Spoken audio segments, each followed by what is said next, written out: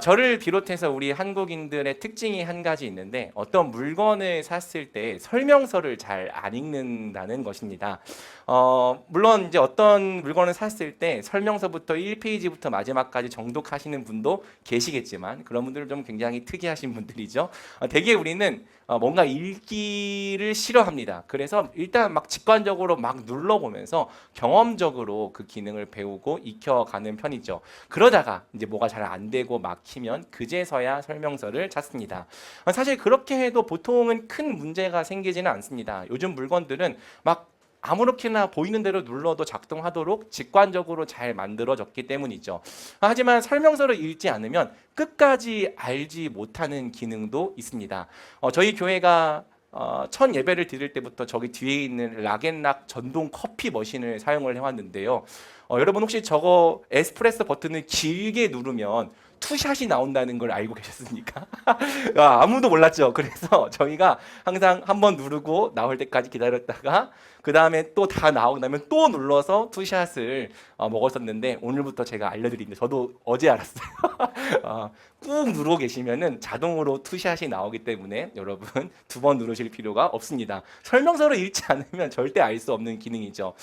그리고 또 설명서를 읽지 않으면 돌이킬 수 없는 큰 실수를 저지르기도 합니다. 지금 여러분들이 보고 계시는 이 TV 화면을 세팅하기 위해서 저쪽 컴퓨터부터 여기까지 HDMI라고 하는 영상 선을 깔았습니다. 그런데 나중에 알고 봤는데 영상 선에 방향이 있더라고요. 거꾸로 깔면은 화면이 안 나옵니다. 근데 저희가 열심히 선을 깔아놓고 천장을 붙이고 이제 여기에 분배기가 있는데 천장까지 다 막아놨는데 화면이 안 나오는 거예요. 그래서 이 사람 저 사람한테 물어보고 했더니 이것을 판매하시는 분께서 혹시 방향을 확인하셨나요? 그러는 거예요. 보니까 전부 다 하나도 빠짐없이 거꾸로 깔았더라고요. 그래서 다시 이 천장을 뜯고 선을 다 당겨서 선을 거꾸로 깔았습니다. 설명서 한 번만 읽었어도 두 번, 세 번 고생하지 않았어도 될 일을 저는 여러 번 한 것이죠. 물건의 기능을 100%잘 활용하려면 또 그것을 망가뜨리지 않으려면 설명서를 잘 읽어야 하는 거예요. 재미있는 것은 우리가 하나님께서 우리에게 주신 선물에 대해서도 설명서를 잘 안 읽는 경향이 있다는 것입니다. 하나님은 사실 우리가 이 땅에서 살아가기 위한 모든 구원의 선물을 우리에게 주셨습니다. 그렇지 않으면 그걸 구원이라고 말할 수 없겠죠. 그런데 너무나도 많은 경우에 우리는 마치 구원받지 못한 자인 것처럼 이 땅을 궁핍하게 살아갑니다. 예수님을 믿는다고 말하면서도 또 교회에 나오면서도 전혀 구원받지 못한 자처럼 절망과 좌절 속에 살아가는 경우가 많은 거죠. 그렇기 때문에 하나님과 우리 사이에 자꾸 긴장이 발생합니다. 우리는 하나님께 이렇게 이야기를 하죠. 하나님은 날 사랑하신다고 하면서 왜 나에게 필요한 것들을 주시지 않습니까? 그러면 하나님도 굉장히 당황하시면서 무슨 소리야? 내가 너에게 얼마나 엄청난 것을 주었는데 왜 너는 그것들을 사용하지 않니? 막 서로 당황하고 어이없어 하면서 이렇게 좀 어색한 상황이 만들어지는 것 같아요. 서로 의아한 표정을 짓게 되는 거죠.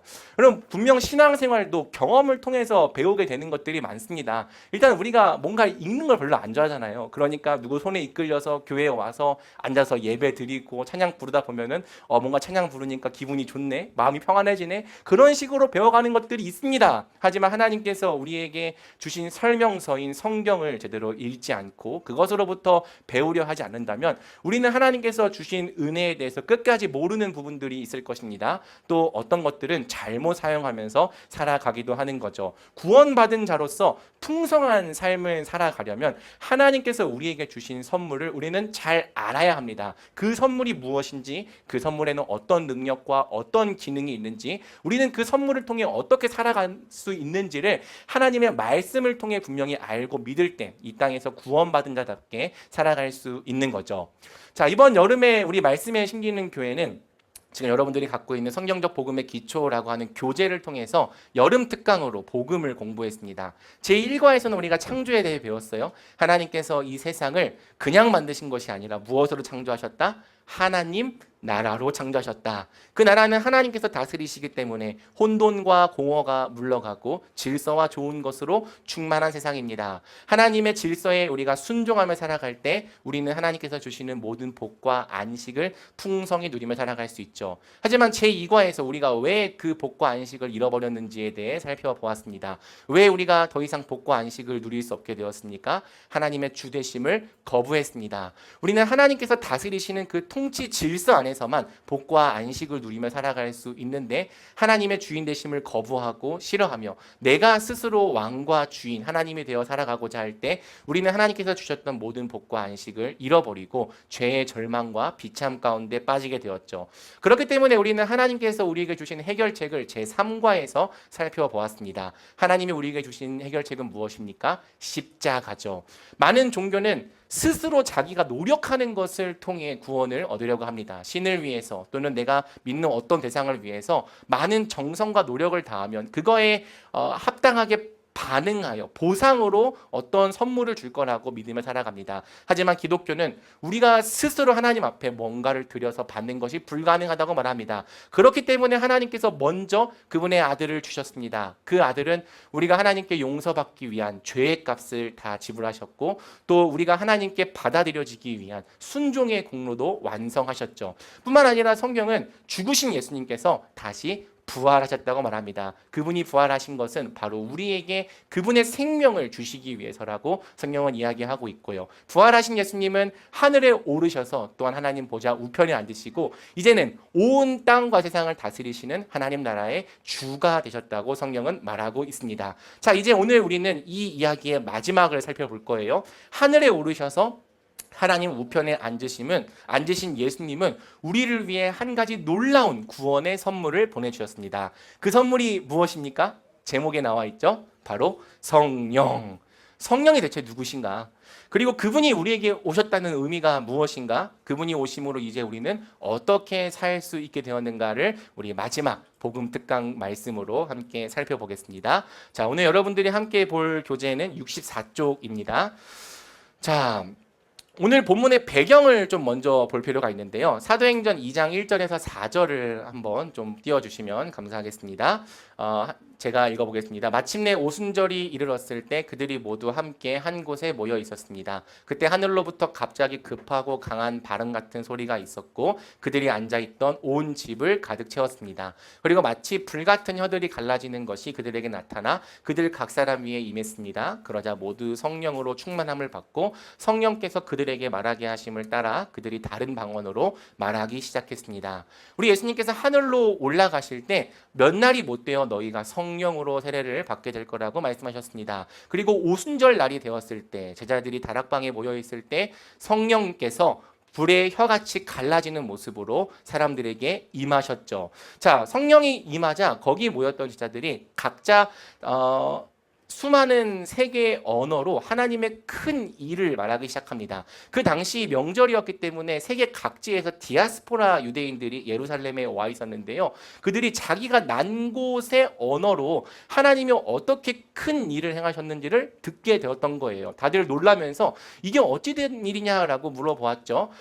놀라는 사람도 있었지만 조롱하는 사람도 있었습니다. 이 사람들이 낮부터 술에 취했다며 조롱하는 사람들이 있었죠. 그래서 이 성령께서 임재하신 사건이 어떤 의미인지 해석되어야 했습니다. 이것이 바로 베드로가 자리에서 일어나 성령께서 오신 사건을 설교하신 이유죠. 자, 베드로가 한 설교의 핵심이 무엇이냐? 그것은 바로 하늘로 올라가신 예수님께서 이 성령을 보내셨다는 것입니다. 우리 사도행전 2장 33절 말씀을 함께 한 목소리로 같이 읽어보겠습니다. 시작. 하나님께서는 이 예수를 높이 올리셔서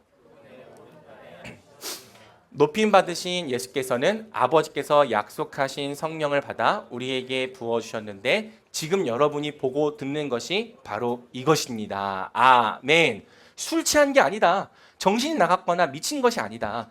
너희가 십자가에 못 박아 죽인 예수 그리스도가 무덤에 묻혀 계시지 않고 다시 살아나셨다. 그분은 하늘에 올라가셔서 아버지께 약속된 성령을 받으셨고 그분을 믿는 자들에게 성령을 보내주셨다. 이것이 베드로가 한 설교의 내용인 거죠. 그래서 따라서 성령의 강림은 예수님께서 부활하고 승천하시고 하나님 나라의 주가 되셨다는 것을 증거하는 강력한 사건입니다. 주대심의 절정은 바로 성령이 이 땅에 오신 것이라고 할 수 있죠. 자, 그럼 우리가 좀 질문해 봐야 될 게 있어요. 도대체 성령이 누구시냐는 거예요. 자, 여러분들이 교회를 다니면서 성령에 대해서 굉장히 많은 말을 들었을 것입니다. 특별히 성령에 대해 많은 오해들이 있죠. 일단 우리가 성령을 어떤 능력이나 기운, 에너지처럼 생각하는 경향이 많습니다. 열심히 기도하면은 마치 주유소에서 기름 넣는 것처럼 성령이 또또또또또 공급받아서 이렇게 성령이 가득 차면 막 뭔가 이렇게 살 수 있는 힘이 생기지만 또 기도 안 하고 예배 안 드리면 어떻게 됩니까? 성령이 또또또또 떨어지면서 힘이 빠진 것처럼 뭔가 할 수 없게 되는 그런 능력과 기운과 에너지로 생각하는 사람들이 많죠.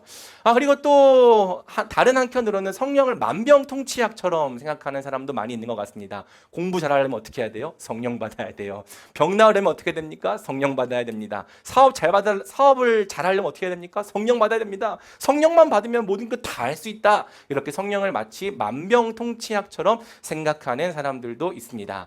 성령을 너무 신비주의나 은사주의 쪽으로 치우쳐 생각하는 사람들도 있죠. 뭔가 성령께서 오시면 방언을 말하기 시작하고 방언을 말하기 시작하고 예언을 말하기 시작하고 뭐가 막 보여 환상을 보기 시작하는 이러한 신비한 사건과 관련해서만 성령을 생각하는 분들도 계십니다. 저는 이것이 완전히 틀린 말은 아니라고 생각을 합니다. 성령은 분명히 우리에게 능력이 되십니다. 그리고 사실상 거의 만병통치약도 맞는 말이죠. 성령께서 우리에게 오시는 것을 통해 우리가 구원받는 삶을 살 수 있으니까. 또 성령께서는 굉장히 신비한 은혜와 은사를 우리에게 베푸십니다. 하지만 그것이 곧 성령님의 본질이라고 말하기에는 어렵죠.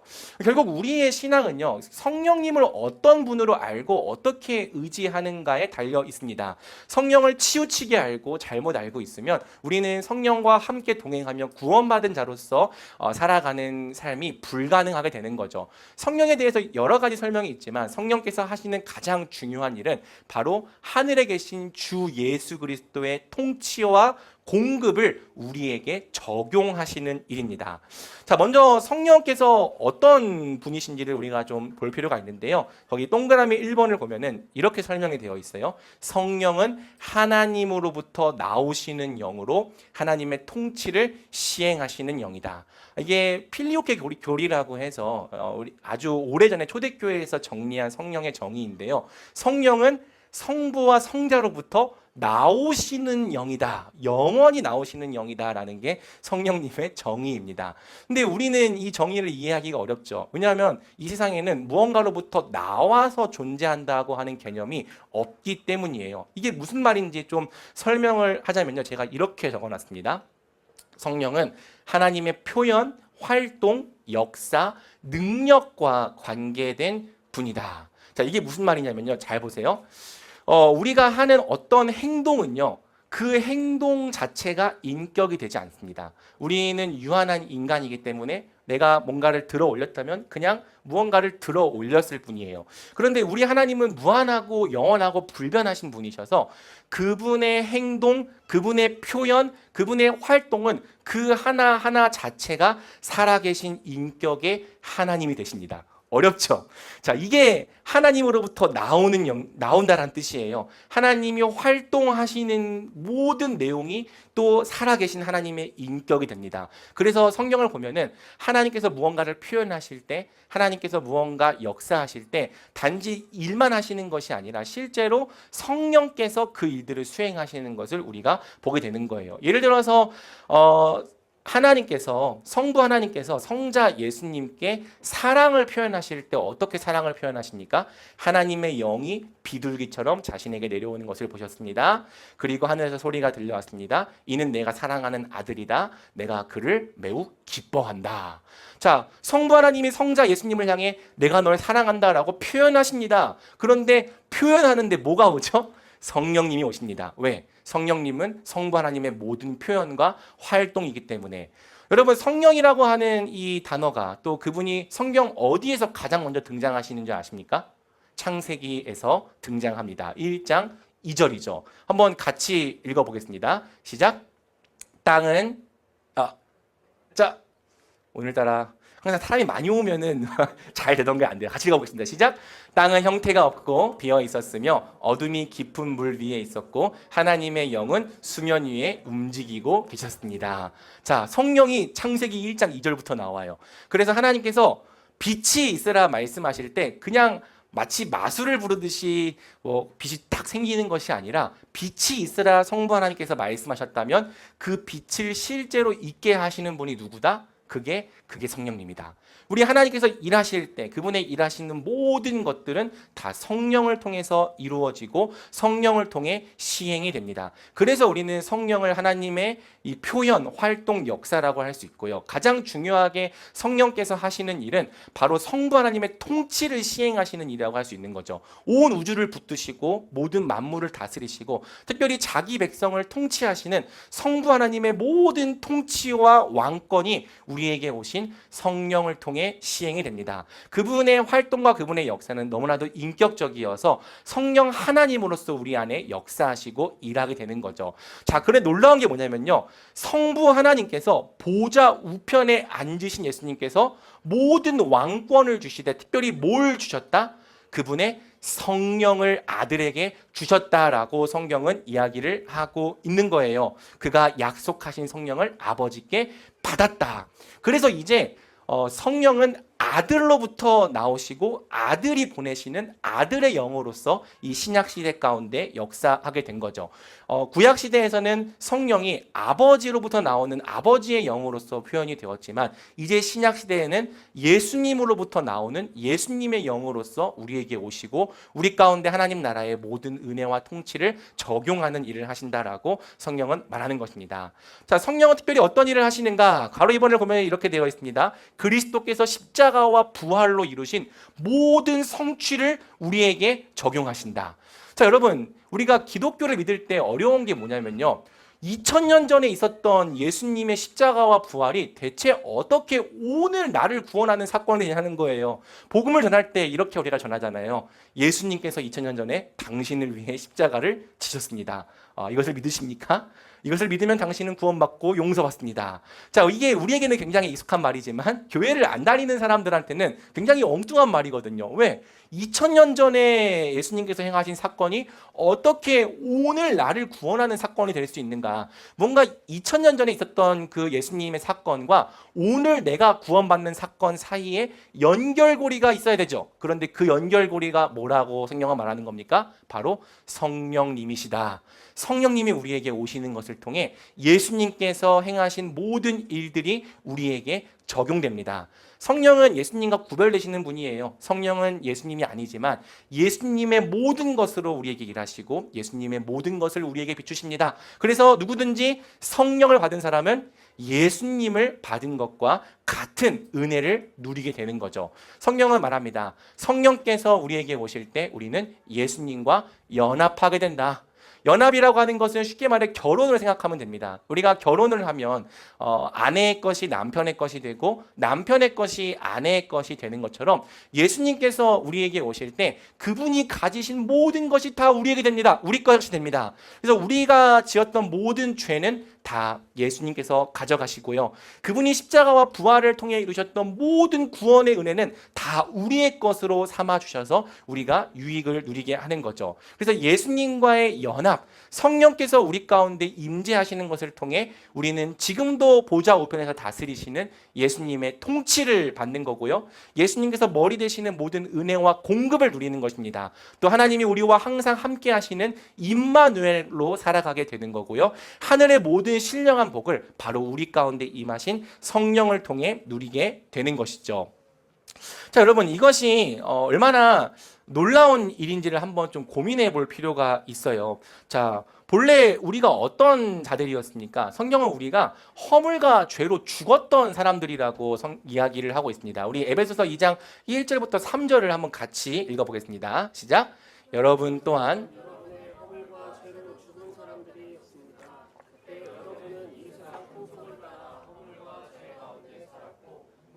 권세 잡은 자, 육체의 욕심을 죄송합니다. 지금 불순종하는 아들들 가운데 활동하고 있는 영을 따라 살았습니다. 그때는 우리도 다 그들 가운데 속해 육체와 마음이 원하는 것들을 행하며 육체의 욕망대로 살았습니다. 우리도 그들과 마찬가지로 태어날 때부터 진노의 자녀들이었습니다. 여러분, 성경에 설명하는 바 우리는 죽은 자였습니다. 아니, 내가 살아있는데 왜 죽은 자입니까? 우리가 하나님께서 우리를 창조하셨을 때 원래 주셨던 그 목적대로 살 수 없다면 우리는 죽은 자인 것입니다.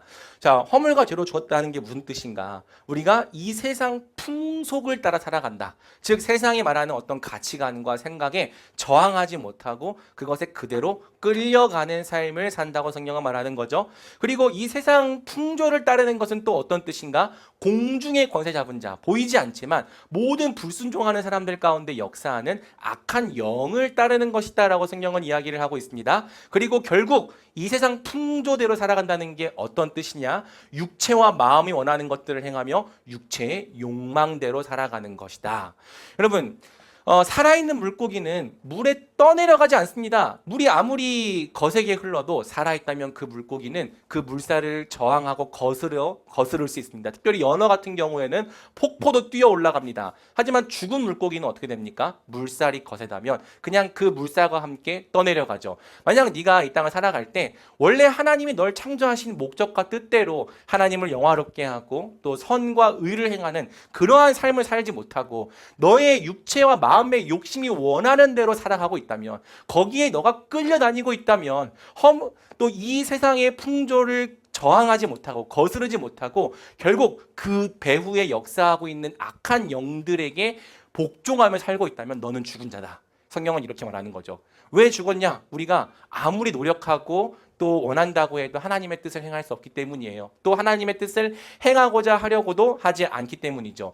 그런데 여러분, 성령께서 우리 가운데 오셔서 예수님의 부활 생명을 우리의 것으로 삼아주시고 또 우리를 다스려 주시기 시작할 때 본래 하나님의 법에 순종할 수 없었던 우리가 이제는 율법의 요구를 이루게 됩니다. 로마서 8장 3절에서 4절을 우리 함께 같이 읽어보겠습니다. 시작. 율법이 육신으로 인해 연약해져서 할 수 없던 그 일을 하나님께서는 하셨습니다. 이는 육신을 따라 살지 않고 성령을 따라 사는 우리에게 율법의 요구가 이루어지게 하려는 것입니다. 아멘. 우리가 허물과 죄로 죽었을 때는요, 죄 짓는 삶밖에 살 수가 없었습니다. 죄가 이끄는 대로 끌려다녔습니다. 육체와 마음의 정욕이 이끄는 것에 복종하며 살았습니다. 내가 원하는 삶을 사는 것처럼 보였지만 죄를 거스를 수 없고 죄를 벗어날 수 없다면 그것은 사실상 죄에게 종노릇하는 삶입니다. 그러나 우리는 그 죄로부터 아무리 노력해도 벗어날 수가 없었죠. 하지만 성령께서 우리 가운데 오시고 임재하시는 것을 통해 이제 우리는 죄를 짓지 않는 삶이 가능해졌습니다. 육신이 연약해서 할 수 없었던 일들이 성령께서 우리에게 오심으로 가능해졌다라고 성경은 말하는 거예요. 그래서 이제는 우리가 육신을 따라 살지 않고 성령을 따라 살아갈 때 우리 가운데 하나님의 법과 모든 뜻이 이루어질 수 있게 되었다고 성경은 말하는 거죠. 물론 우리가 이런 질문을 할 수 있을 거예요. 나는 구원 받았는데도 계속 죄를 짓는데요. 아무리 노력해도 죄를 안 지을 수가 없어요. 그럼 나에게는 성령님이 안 계신 거 아닌가요? 그렇지는 않습니다. 우리가 구원받은 이후에도 여전히 우리 안에는 죄성이 남아 있습니다. 우리가 이 죄성으로부터 완전히 자유하게 되는 것은 마지막 영화라고 하는 구원의 완성 단계에 이르게 될 때죠. 구원받은 후에도 남아있는 죄성 때문에 여전히 죄를 짓습니다. 하물며 심지어 그냥 적는 정도가 아니라 우리가 때로는 정말 심각한 죄도, 도저히 상상할 수 없는 죄도 저지릅니다. 하지만 놀라운 것이 뭐냐면 죄에 무능했던 우리가 조금씩 율법의 요구를 이루어가는 삶을 살아가게 된다는 거예요. 여러분, 성령께서 우리에게 오시면요, 우리의 마음 가운데 전에는 없었던 마음의 전쟁이 벌어집니다. 이것을 바울이 이렇게 얘기를 해요. 그러므로 나는 하나의 법칙을 깨달았습니다. 곧 선을 행하기 원하는 나에게 악이 함께 있다는 것입니다. 내가 속사람으로는 하나님의 법을 즐거워하지만 내 지체 안에서 하나의 다른 법이 내 마음의 법과 싸워 나를 내 지체 안에 있는 죄의 법의 포로로 잡아가는 것을 봅니다. 아, 나는 비참한 사람입니다. 이 사망의 몸에서 누가 나를 구해내겠습니까? 바울이 고백하는 겁니다. 아, 내 안에 보니까 선을 행하기 원하는 마음과 악을 행하기 원하는 마음이 함께 있어. 그래서 내 속사람으로는 하나님의 법을 즐거워하고 선하고 의로운 삶을 살기 원하지만 자꾸 내 마음속에 있는 다른 법이 나를 포로로 끌고 가서 죄를 짓게 만들어. 아, 너무 비참하다, 곤고하다, 누가 나를 이 사망의 몸에서 건져낼 수 있으랴. 사실 이 고민이 바울만의 고민이 아니라 우리 모두의 고민이기도 하죠. 우리가 구원받았지만 여전히 우리 마음속에는 두 가지 법이 함께 있어 이 마음속에 충돌이 일어납니다. 하지만 바꿔 생각해 보세요. 이 충돌이 일어난다는 것 자체가 놀라운 일 아닙니까? 우리가 허물과 죄로 죽어 있었을 때는요, 이런 마음의 충돌을 경험할 일이 없었습니다. 왜? 우리는 그저 마음과 육체가 원하는 대로 살면 되니까, 죄의 뜻이 이끄는 대로 살면 되니까 그것을 거스르거나 저항할 이유가 전혀 없었다고요. 하지만 성령께서 우리 가운데 임재하신 후로는 우리가 옛날과 같이 살 수가 없는 거죠. 죄를 짓는 것이 불편한 거예요. 우리가 하나님의 뜻을 행하고자 하는 마음의 간절한 소원이 있는 거예요. 이 두 마음이 싸워서 때로는 선을 행하기 원하는 마음이 지기도 하지만 어쩔 때는 이 마음이 너무 강력해지고 간절해져서 내 마음에 있는 죄의 법을 이기기도 하더라는 거죠. 그래서 우리 그리스도인들은요, 매일매일 전쟁하며 살아가는 겁니다. 내 마음속에 성령의 법과 육체의 법이 싸우는 가운데 누가 이길지를 다투는 그러한 전쟁을 매일 겪으며 살아가는 거죠.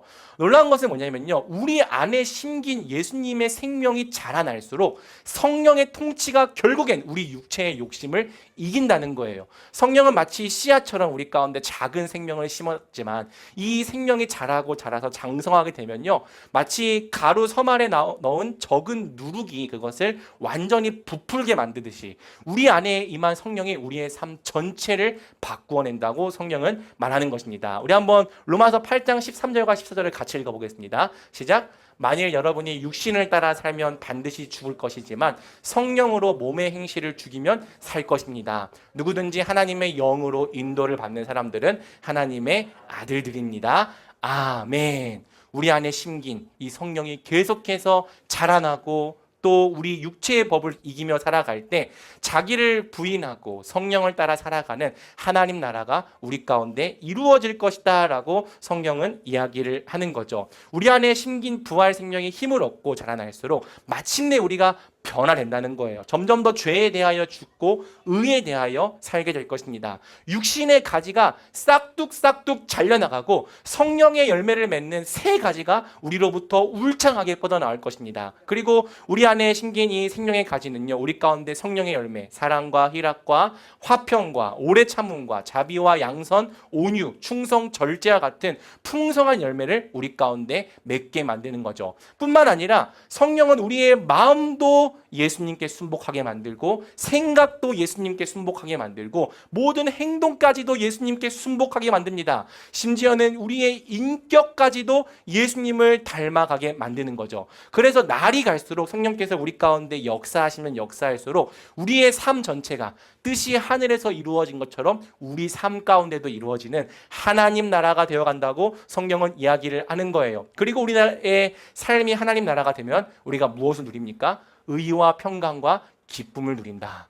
성경이 말하는 구원은 이것입니다. 먹고 마시는 것이 하나님 나라가 아니다. 잘되고 이 땅에서 많은 것들을 가지는 것이 하나님 나라가 아니다.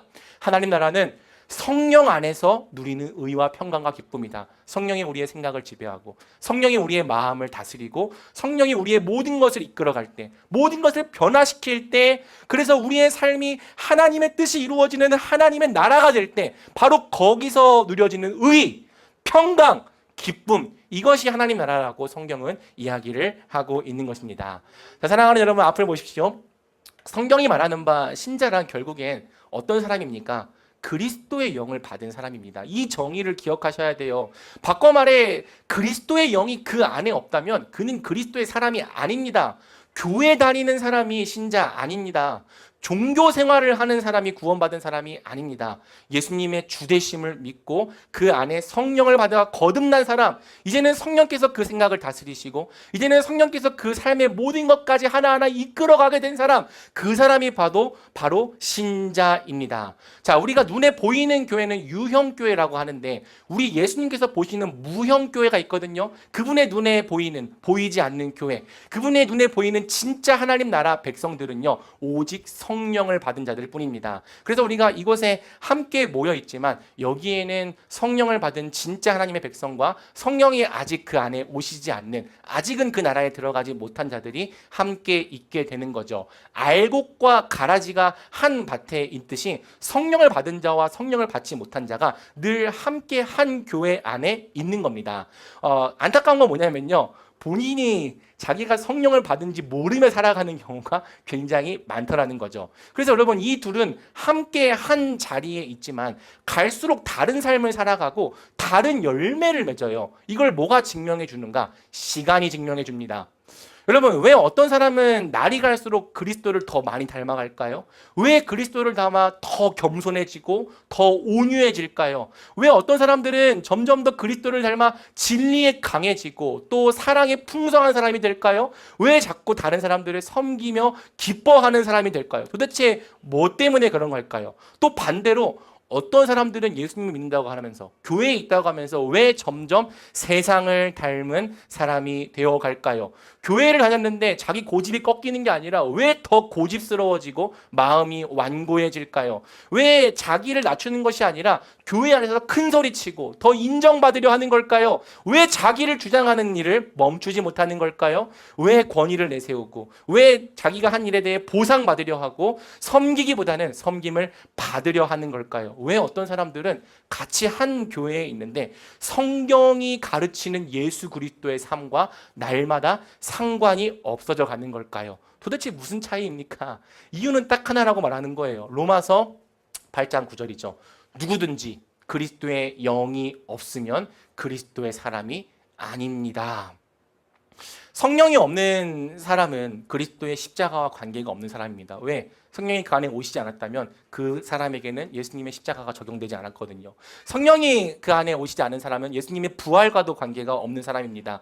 예수님의 성품과도 관계가 없고요. 예수님이 다스리시는 그 통치와도 관계가 없는 사람입니다. 그는 정말 안타깝고 죄송하지만 교회 안에 있을지라도 여전히 그리스도와 상관없는 사람이요, 그리스도 밖에 있는 사람입니다. 성령이 그 안에 거하냐 거하지 않느냐가 결국 뭐가 증명해 주냐면 시간이 증명해 주는 거죠. 우리가 하나님의 자녀라면 클수록 하나님을 닮아가는 거고요. 여전히 공중의 권세 잡은 자, 사탄 마귀에게 속해 있는 자라면 점점 클수록 마귀적인 것들이, 사탄적인 것들이 우리 가운데서 나타나게 되어 있는 거예요.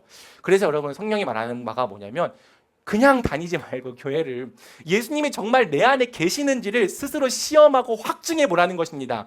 예수님이 내 안에 계시는 걸 알지 못하면 버림받은 자라고 성경은 말한다고요. 당연히 구원받은 자인 줄 알았는데 예수님과 상관없는 자였다면 이것만큼 두려운 일이 우리에게 없는 거죠. 예수님이 여러분 안에 계신 걸 스스로 확증할 수 없습니까? 성령이 주시는 생각, 성령이 인도하시는 결정, 성령이 강권하시는 역사를 경험해 본 적이 없습니까? 한 번도 내 생각이 성령의 생각에 져본 적이 없습니까? 여러분의 생각이 여전히 이 땅의 것들에 속해 있습니까? 여전히 여러분은 여러분의 생각, 여러분의 가치, 여러분의 감정, 여러분의 판단에 의해서만 살아갑니까?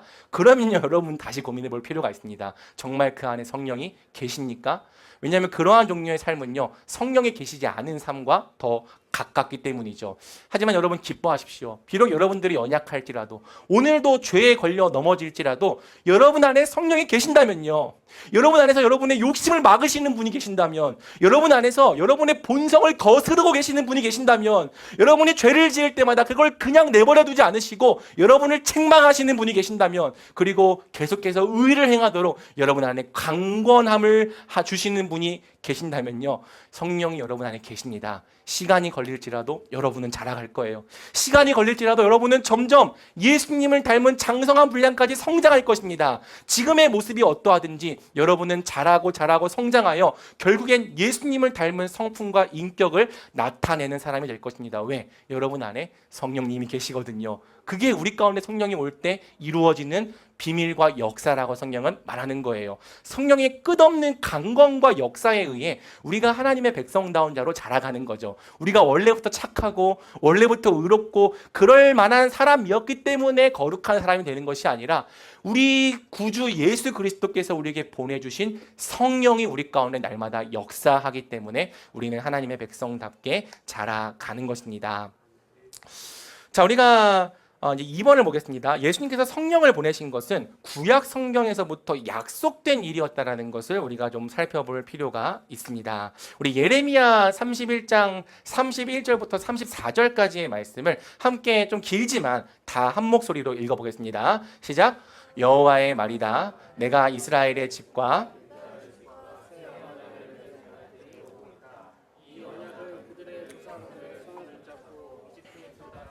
나오게 하던 날 내가 그들의 조상과 맺은 언약과는 같지 않다. 내가 그들의 남편이었음에도 그들은 내 언약을 깨뜨렸다. 여호와의 말이다.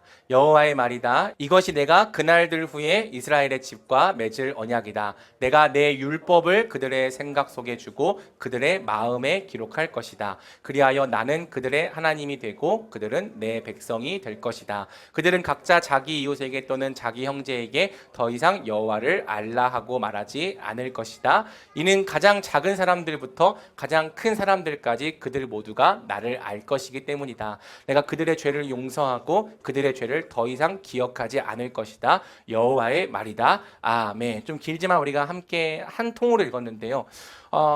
교회를 다니면서 성령이 우리에게 오셨다는 것이 얼마나 놀라운 일인지 잘 이해하지 못하고 살아가는 분들이 많은 것 같습니다. 그런데 성령께서 이 땅에 오신 것은 오래전 이 구약의 선지자들이 가장 갈망하고 고대하던 일이었습니다. 자, 예레미야 선지자가 말한 게 뭐냐면요. 하나님께서 이렇게 말씀하세요. 내가 이스라엘 집과 유다의 집과 새로운 언약을 맺을 날이 다가오고 있다. 그럼 옛날 언약이 있다는 뜻이죠. 옛날 언약은 무엇이었는데요? 내가 그들의 조상들의 손을 붙잡고 이집트 땅에서 나오게 하던 날 맺은 언약. 하나님께서 이스라엘 백성들을 이집트에서 건져내시고 그들에게 하나님의 율법을 주시면서 너희는 내 말씀을 지켜 행하는 내 백성이 되라고 말씀하셨습니다. 이스라엘 백성들은 저희가 이제는 이 땅의 법대로 살지 않고 하나님의 법대로 살아가는 하나님의 백성이 되겠습니다 라고 하나님과 약속했죠. 이걸 조금 어려운 말로 신의 산 언약이라고 부릅니다. 그런데 여러분, 이 신의 산 언약의 가장 결정적인 문제가 뭐였는지 아세요? 하나님의 법이 이스라엘의 마음에 기록된 것이 아니라 돌판에 기록되었다는 거예요.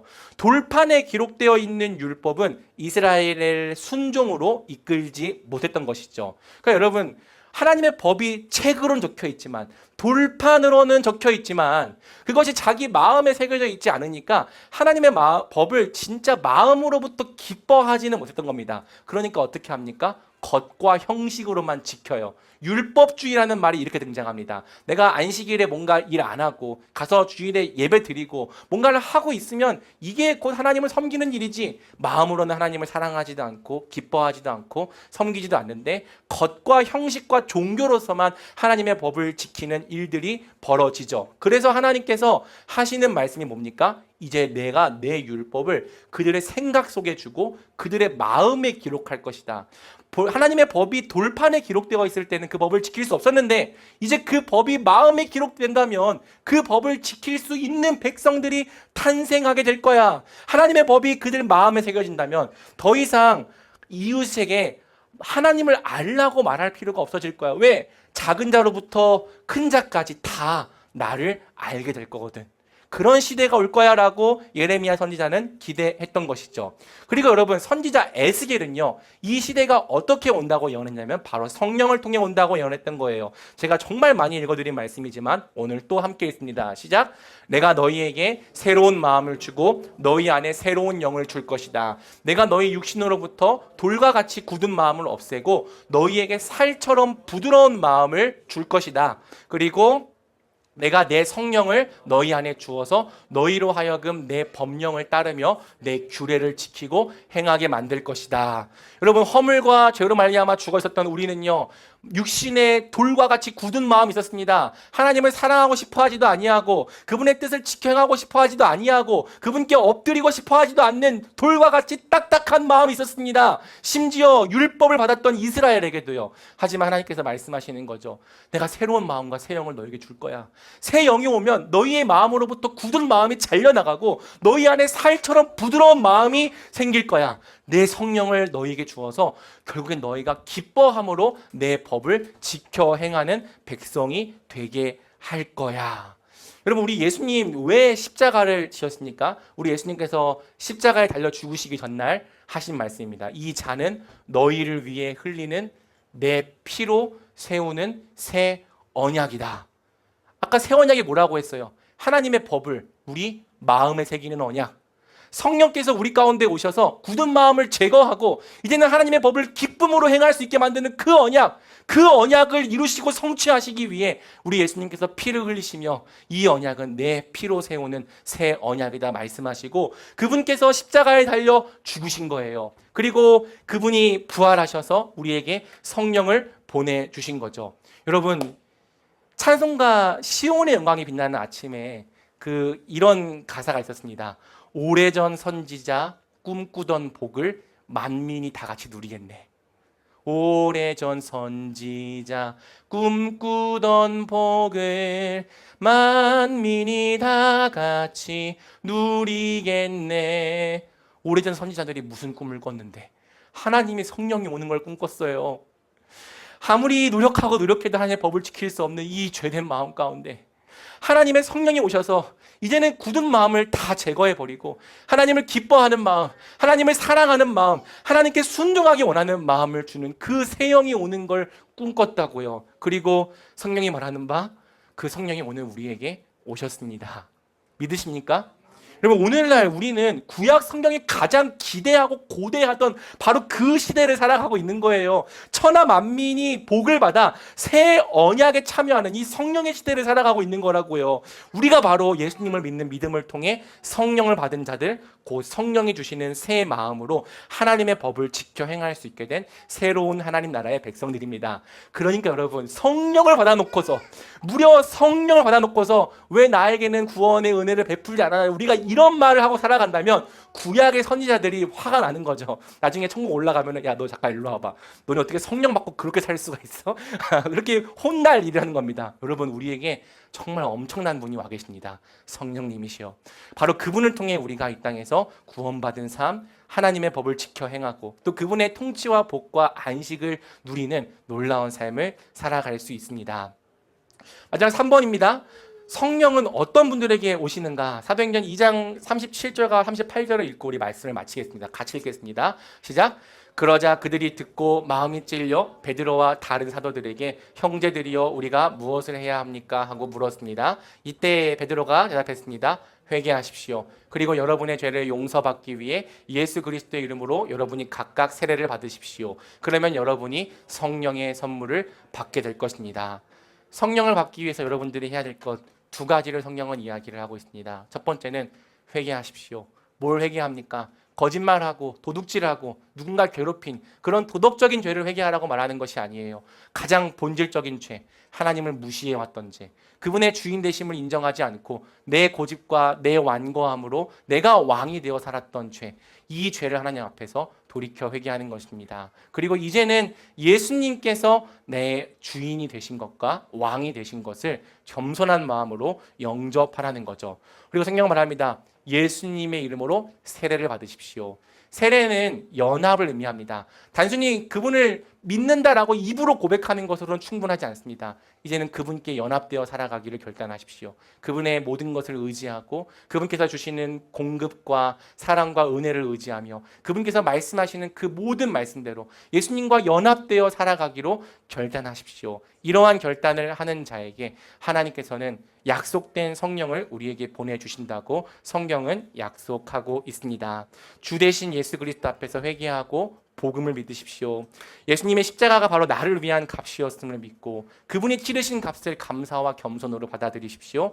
이제부터는 예수님께 순종하며 살아가며 오직 그분만을 여러분의 주인과 왕으로 고백하십시오. 그러면 우리 주님께서 여러분에게 성령으로 세례를 베푸실 것입니다. 새 마음과 새 영을 가진 새로운 피조물이 되게 하실 것입니다. 바로 거기서부터 구원받은 삶은 시작되는 겁니다. 만약 여러분들 성령 받지 못했다면 이제 여러분들에게는 바로 성령이 오시는 것을 통해 구원의 삶이 시작되어야 하는 거죠. 성령을 통해 이제부터 주께서 주시는 구원의 삶을 풍성히 누리며 살아가는 우리 사랑하는 말씀에 심기는 교회가 되기를 우리 주님의 이름으로 간절히 축복합니다. 아멘.